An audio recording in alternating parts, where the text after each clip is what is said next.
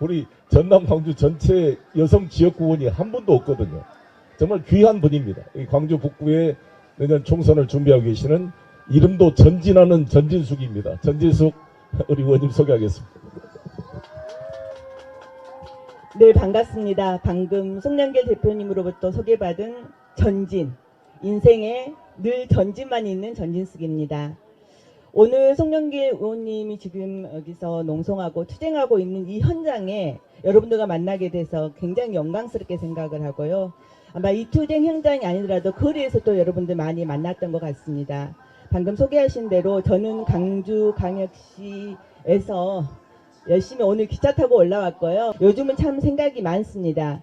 정치를 어떻게 해야 되는 건지, 정치는 어떤 모습으로 시민들에게 다가가야 되는지 이런 고민을 많이 하면서 내년 22대 국회에서 새로운 국회, 정말 일하고 행동하는 국회, 목소리를 제대로 내는 국회를 만들어 보기 위해서 지금 광주광역시 북구을에서 열심히 주민들과 만나고 있습니다.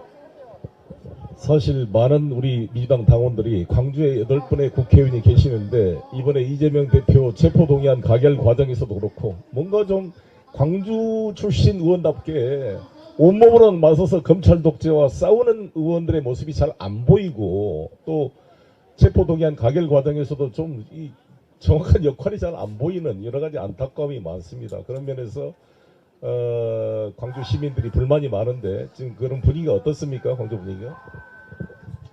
제가 매주 목요일이면 한 3시간 정도 어르신들 배식 봉사를 매주 지금 한 4달째 다니고 있는데 어제 제가 굉장히 많은 축하의 인사를 받았어요. 전원 축하해, 진숙씨, 와, 응원한다 이런 말씀 하시면서 정말 많은 분들이 이렇게 배식하면서 하면서 그동안에 4달째 갔어도 그냥 민주당 좀 빠져 이런 이야기들을 되게 많이 하셨던 것 같은데 어제는 그 강서구청장 선거 이후에 그 기품을 그대로 드러냈습니다. 광주에서 민주당은 굉장히 애증적 관계인 것 같아요. 오랫동안 민주당을 지지하고 지원했음에도 불구하고 180석이라고 하는 자리를 만들어줬음에도 불구하고 뭔가 제대로 하지 못한다고 하는 이런 늘 불만이 민주당을 더 택대질하기도 하고 하는데 그 불만을 언제 어느 순간부터는 그냥 이야기하고 이런 방식이 아니라 투표를 하지 않아요.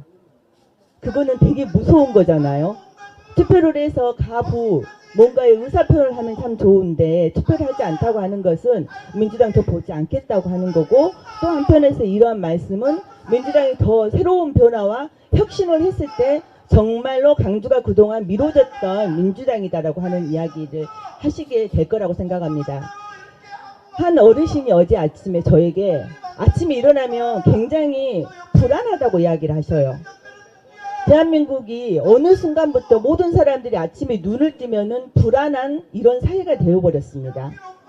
국민이 오히려 대통령이 어떤 행동, 어떤 짓을 할지 몰라서 불안하게 떠는 나라 대한민국밖에 저는 없을 거라고 생각을 하고요. 오히려 대통령이 더 나서서 국민을 더 안정시키고 해야 함에도 불구하고 어떤 예측하지 못한 상황이 발생을 할 것에 대해서 늘 염려하고 있고 이게 바로 광주의 정서이고요. 또 하나는 광주는 민주당을 지켰던 심장이기도 하고 대한민국의 민주주의 역사의 가장 핵심 지역이었습니다. 그랬던 민주당이 어느 날 광주에서 정말 제대로 된 정부에 대해서 목소리를 높이고 시민들의 삶을 정책으로 만들어내는데 자기 목소리를 내지 않는다고 하는 겁니다. 그래서 광주에서는 광주의 정치는 죽었다. 광주의 정치를 다시 살리기 위해서는 내년에 새로운 바람을 일으켜야 되고 새로운 사람이 와서 국회에 들어가서 목소리를 내고 정치적 리더십을 발휘해야 된다고 말씀을 많이 하고 계십니다. 이러한 열망과 의지와 또 응원이 힘입어서 민주당이 더욱더 변화할 수 있는 그런 작은 디딤돌이 되었으면 좋겠습니다. 아시다시피 문재인 대통령 때 우리 광주에서 상당히 좀 실망한 세력들이 부동산 문제 등에서 실망한 세력들이 윤석열 후보를 상당히 많이 찍어줬습니다. 10%가 넘는 득표율이 나왔고요. 봉선동 쪽에는 거의 40%에 가까운 득표가 나왔죠. 아마 부동산 논란 때문이지만 사실 호남에서 그만큼 표가 나왔기 때문에 24만 표로 졌는데 호남 민심이 윤석열 후보한테 이 전 후보에 비해서 많이 간 게 사실입니다. 그랬던 이유가 우리 광주 시민들이 속은 것도 있어요. 윤석열 후보가 마치 개혁적인 것처럼 비춰지고 5.18 정신을 헌법에 넣겠다고 공약을 했고 김대중 대통령을 존경하고 노무현 대통령을 존경한다 이런 표현을 쓰므로써 최근에 그 상당한 호남 사람들 일부가 잘 모르는 분들이 마음이 간 게 사실이잖아요. 그리고 최근에 녹취록 파동이 됐던 한양섭이라는 분이 있습니다. 그분이 원래 정동영 후보를 지지했던 그 호남 분인데 적극적으로 윤석열 후보를 지지했다가 윤석열 후보가 국민의힘에 입당한다 그러니까 반론을 제기해서 윤석열 후보가 직접 그 한양섭 씨하고 통화하던 내용 녹취록이 이 더 탐사에 쭉 생생히 보도돼서 이준석은 3개월짜리다. 뭐 국민의힘 쥐약 먹은 놈들도 아니고 뭐 국민의힘 들어가면 3개월에 뭐 뽀개버리겠다 이런 말을 했던 당사자가 한양섭이라는 호남 분입니다. 저렇게 떠들고 있는 사람도 호남 출신들이 많은데 참 안타까운 일인데 정말 이런 가짜 윤석열에 속아서 많이 혹했던 분들이 있었던 거죠. 그러나 최근에 검찰공화국으로 회귀하고 완전히 김대중 대통령을 존경한다 그러면서 김대중 대통령의 남북 화해 협력 정책이나 햇볕 정책을 철저히 부정하고 오히려 뭐 이 군사 독재 세력보다 더 심하게 부정하는 이 보수적인 전체주의 세력으로 가고 있는데 이러한 거에 대해서 우리 광주 시민들의 평가가 어떤지 한번 말씀 듣고 싶습니다. 방금 대표님 말씀하셨던 것처럼 그 부분에 대한 평가는 광주는 어떤 다른 말로 표현할 수는 없는 것 같아요. 검찰과 윤석열 대통령이 가졌던 시간 이제 국민에게 돌려줘야 된다. 국민의 시간으로 바뀌어야 된다. 대한민국 주권은 국민에게 있음에도 불구하고 지금은 그 주권이 윤석열 대통령과 검찰 독재에 맡겨진 것 같은 이런 마음이 있고요. 광주 시민들은 늘 함께 투쟁할 준비가 되어 있습니다.